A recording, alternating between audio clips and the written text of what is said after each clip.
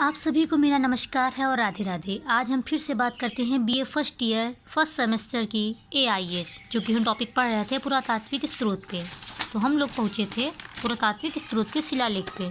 ये आपका पुरातात्विक स्रोत किसे कहते हैं उसमें पूछा जा सकता है, या कह सकते हैं कि शिलालेख को बताइए, उसमें भी पूछा जा सकता है।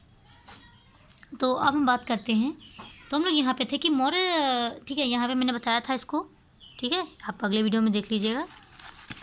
तो जितने कि 4 राज्य हमने 4 देश बात किए, बांग्लादेश, नेपाल, अफ़गानिस्तान और पाकिस्तान।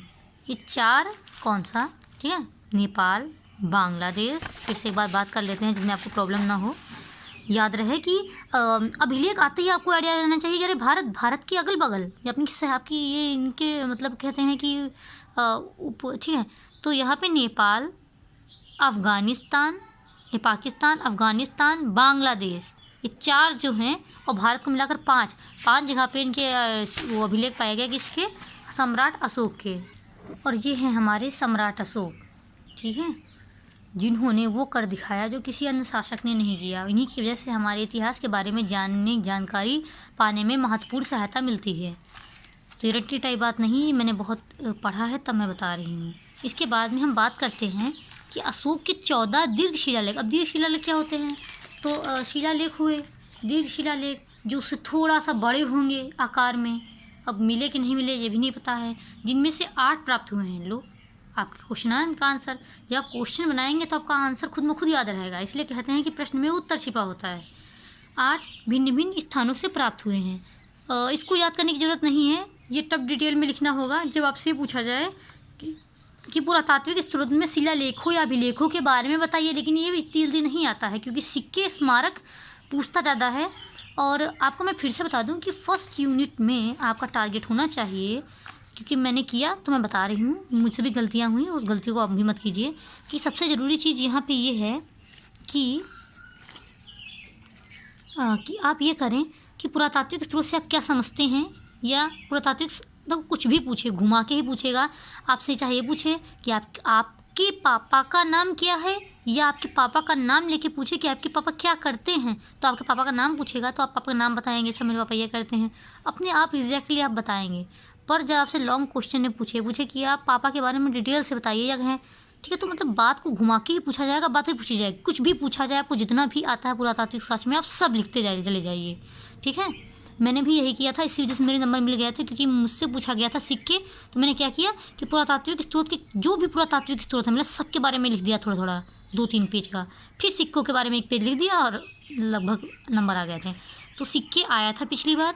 उत्खनन सर्वेक्षण फर्जी का क्वेश्चन है, आएगा नहीं इतनी जल्दी। स्मारक, हाँ स्मारक भी देख लीजिएगा, इतना भी जरूरी नहीं है। सिक्के सबसे महत्वपूर्ण है, फिर अभिलेख, और फिर पुरातात्विक स्रोत। सब कुछ का मतलब मैंने अगली वीडियो में बता दिया, आप देख लीजिएगा, ठीक है। तो इसमें से कितने क्वेश्चन आपको तैयार करने हैं ये टारगेट बना लीजिए कि इसमें से आपको 3 क्वेश्चन, मैं एक चिप से बता देती हूँ, 3 क्वेश्चन आपको तैयार करने हैं। एक तो पुरातात्विक स्रोत जिसमें सब कुछ आता है, जितने भी पुरातात्विक स्रोत हैं उनमें से जितने भी 5, 6, 7, 8 हैं उनके बारे में थोड़ी थोड़ी जानकारी लिख लीजिए। और दूसरा क्वेश्चन ये बन जाता है कि सिक्कों का इतिहास डिटेल से पढ़ लीजिएगा। तीसरा स्मारक। बस इन 3 क्वेश्चन में कोई एक क्वेश्चन तो आएगा ही आएगा, 100% है, ठीक है। अब इसके बाद हम बाकी बात करते हैं। दूसरी यूनिट बिल्कुल भी तैयार मत कीजिएगा। तो यहाँ पे धौलिका या उड़ीसा के भुवनेश्वर में स्थित है। मानसेहरा, इसको आप सर कर दें, मानसेहरा, सर पे लगाया सेहरा। या पाकिस्तान के हजारा ज़िले में स्थित है कालसी, या वर्तमान उत्तराखंड देहरादून में स्थित है जौगढ़, या उड़ीसा के जौगढ़ में स्थित है। गिरनार या कठियावाड़ में जूनागढ़ के पास है। इसी तरह से अब आ जाते हैं हम मेन पॉइंट पे। सर्वप्रथम भारतवर्ष का जिक्र, that's very most important then, इसको भी बहुत सारे मुख्य एग्जाम में भी पूछा जाता है, यूपीएससी एंड वगैरह वगैरह। सर्वप्रथम भारतवर्ष का जिक्र हाथी गुफा, उसमें भी आता है, जिससे कि आप इंट्रेंस एग्जाम देने जाते हैं उसमें भी। सर्वप्रथम भारतवर्ष का जिक्र हाथी गुफा अभिलेख में सती, ठीक है, मिलता है, ठीक है। सती प्रथा का पहला लिखित साक्ष्य ऐरन अभिलेख शासक भानुगुप्त से प्राप्त होता है। यानी कि सती प्रथा थी, इसके बारे में जानकारी मिलती है ऐरन अभिलेख से। और भारतवर्ष आप भी जब असाइनमेंट बनाए होंगे तो आपको ये सबसे बड़ी ज़रूरी चीज़ है कि आप असाइनमेंट जमा करने से पहले इसकी फ़ोटोकॉपी करा लें। क्यों? क्योंकि आप असाइनमेंट लिखते हैं, इतनी मेहनत करते हैं, 3-4 घंटा लिखते हैं और फ़ोटोकॉपी करने के 2 रुपये, मतलब कि आपकी मेहनत के 40 रुपये से 50 रुपये और आपकी मेहनत आपके हाथ में। तो आपकी ज़िम्मेदारी है कि आप इसको ज़रूर निभाएं कि आप जिस असाइनमेंट बनाए, ये रंग बिरंगा जो किया मैंने, ये उसे क्या कहते हैं, अपने मतलब रिवीजन के टाइम में किया था। और मैंने असाइनमेंट में जो मैम ने 2 यूनिट 3 यूनिट दी थी, मैंने उसी का रिवीजन करके गई थी एग्ज़ाम में, और मेरे कितने आके बताया था मैंने आपको। वैसे तो इसमें तुक्का भिड़ा के गए थे, इसमें ज़्यादा मेहनत नहीं की थी। 50 नंबर आए थे 75 में। सोचिए मेरे आ सकते हैं तो आपके भी आ सकते हैं। ये देख रहे हैं शिलालेख। असल में मैंने जब असाइनमेंट बनाए थे तो कुछ फ़ोटो बच गई थी, वही सब आपको दिखा रही हूँ। तो सोचिए किससे लिखते होंगे, कितनी मेहनत की होगी उन्होंने, अशोक महान ने, कि हमें ये पता चल सके कि हमारे इतिहास में कहा क्या गया है। और भी मैंने बताया था कि अभिलेख लिखने के कई कारण थे कि वहाँ के शासक, वहाँ की जनता ये जान सके, वहाँ के लोग, कि हमारे शासक ने क्या किया, आने वाले इससे पहले शासक ने क्या किया। और कुछ लोगों को चित्र के माध्यम से समझाया जाता था, कि मतलब अभिलेख और शिलालेख आप मिक्स करके भी लिख सकते हैं, इसमें कोई प्रॉब्लम नहीं है। तो शिलालेख मैंने बताया ना, अभिलेख जो खंभों द्वारा लिखाए जाए, और शिलालेख जो शिलाओं मतलब बड़ी बड़ी चट्टानों पर, मतलब कि ऐसे, ठीक है।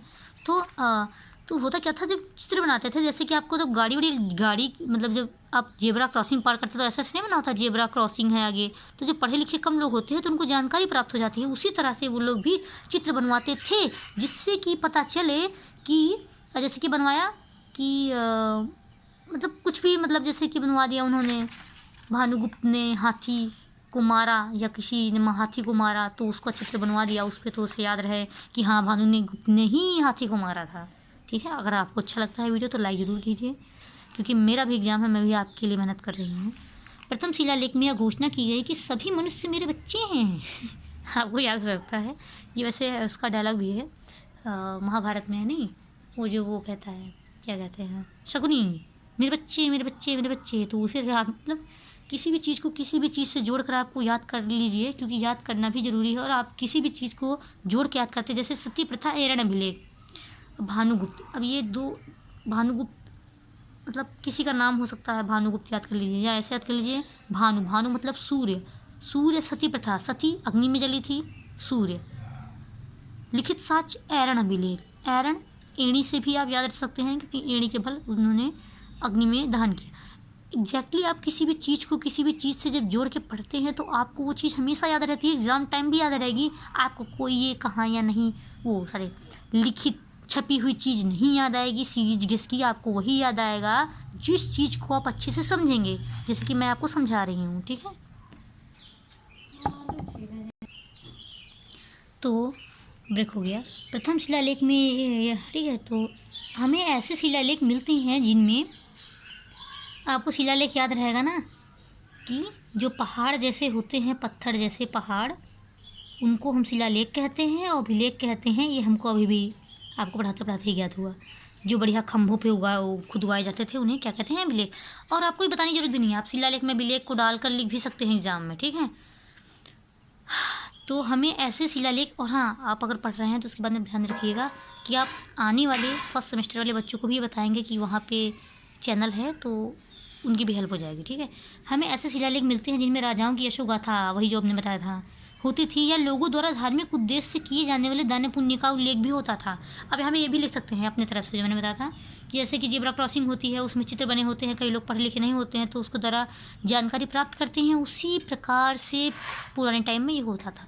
तो एक तो आपका उसमें अंडरलाइन कर दीजिए, एक तो पढ़ने वाला, कॉपी चेक करने वाला आपको अलग से भी नंबर दे देगा, मतलब जो कहेगा अरे वाह इसने तो वर्तमान को ऐड कर दिया।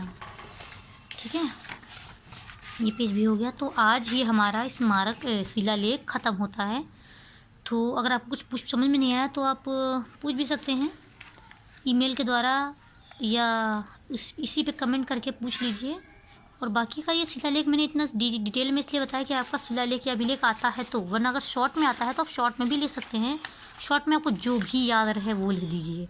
और सबसे ज़रूरी चीज़, आप इसके शॉर्ट नोट्स बना लीजिए। अगर बनाते हैं तो अच्छी बात है, नहीं बनाते हैं तो कोई बात नहीं, अब इस वीडियो को बार बार देख लीजिए, आपको एग्ज़ाम टाइम में काम ही आ जाएगा। ठीक है, तो आपने कमेंट की जितने भी की, तो इसीलिए मैंने वीडियो बनाया, वरना मैं वीडियो ना बनाती क्योंकि मेरे भी एग्ज़ाम हैं। ठीक है, तो तो 10-15 मिनट देने में कुछ नहीं जाता है, इसलिए मैंने अपना दे दिया।